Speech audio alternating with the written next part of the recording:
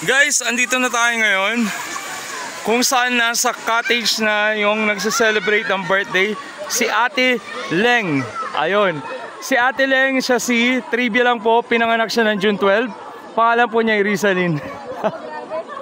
Ayun. So, ito yung mga tropang di masalang dulo. Bali, mayroon silang, ayan, mayroon sila ditong inihaw. Ayan, no? Idol. Tapos, naliligo na yung mga kasama nila dito. Ganda. Ganda kasi ng tubig dito. The best. Grabe.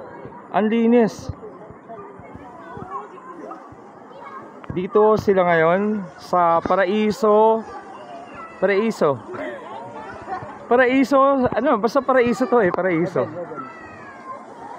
Ayan.